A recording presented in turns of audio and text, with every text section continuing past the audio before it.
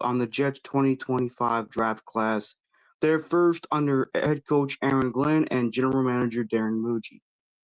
Now, for starters, if you guys want to know how I feel about this draft class, I actually love this draft class. I think it's a overall very, very good to great draft class. Fulfills a lot of depth, fulfills a lot of positions of need. So let's get started. Number one, their first pick in the draft with the 7th overall pick, the New York Jets select right tackle from Missouri, Armand Mambu. I'm giving this draft pick an A plus because this potentially solidifies our offensive line. This potentially solidifies our 2 bookend tackles for the next several plus years. That right there was a great, smart draft pick by the New York Jets. It wasn't the sexy pick, but it was the right pick. Then with the second round, with the 42nd overall pick, the New York Jets select Mason Taylor, star tight end from LSU. He is the son and nephew of Dolphins legends and Hall of Famer Jason Taylor and Jack Thomas. Even though Jason Taylor did play 1 year with us, he will tell you that his best year in terms of team success was with the Jets in 2010. Zach Thomas was pretty damn good, even though I think he played 1 or 2 more years with the Dallas Cowboys. But the thing is, this is an A-plus pick, even though he's not as good as a blocker like Tyler Warren is. This is a great pick because it adds more talent to our tight end room. It adds more receiving skills to our tight end room, and hopefully he can improve upon his blocking with good coaching. Next up, with their 3rd round selection, they take a cornerback from Florida State named A.Z. Thomas.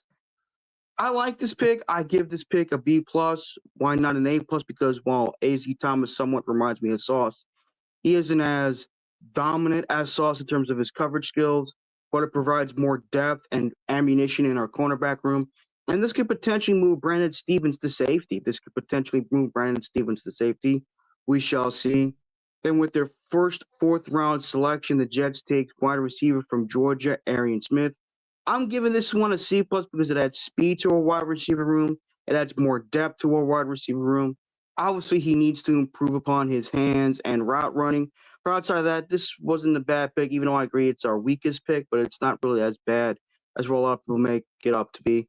Then the Jets trade back into the 4th round, and with the 130th pick or something like that, the New York Jets select safety from Alabama, Malachi Moore. This pick gets an A because it adds more depth to our safety room. This guy could potentially become our Kirby Joseph, who's one of the better, if not one of the best safeties in the NFL. So, yeah, this provides depth to our safety room, and hopefully he becomes our Kirby Joseph. Then with the 5th, I think the Jets sacrificed their 5th round pick and went their 2 6th-round picks. One of their 2, the Jets take a linebacker from Miami. I forgot the dude's name. My apologies, but he's supposedly a sideline-to-sideline thumper, similar to that of, like C.J. Mosley was when he was with the Jets as well as with the Ravens. But this was a solid pick. I'll give this one a B plus because that's more depth and ammunition to our linebacker room. But yeah, with their last pick in the 6th round, with their last pick in the draft, the New York Jets select edge rusher from Miami as well in Tyler Barron. I'll give this one a B plus as well because that's more depth and ammunition to our to our pass rushing department. He supposedly has the size and athleticism and speed of an NFL edge rusher, which is a good thing because the Jets could use more of that. So I'm giving this one a B plus. Now, I know some people say, what about the defensive tackle? We could get more of them in free agency and in undrafted free agency. So we'll see.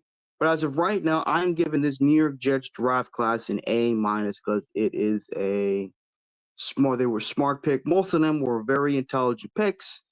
I'm not saying that Aaron Smith wasn't intelligent, but most of them were really good, really smart, really, really smart picks. So I'm giving this draft class an A minus. So yeah, that's it, folks. I really like this draft class a lot. So we'll see. Hopefully most, if not all of them, turn out well in the NFL with us anyway. I know this I made it to a live stream, but I wanted to interact with you guys a little bit, so far no one has commented. Oh, I'm going to make this stream short and sweet. I hope you guys enjoyed it, and I'll see you guys next time. Peace.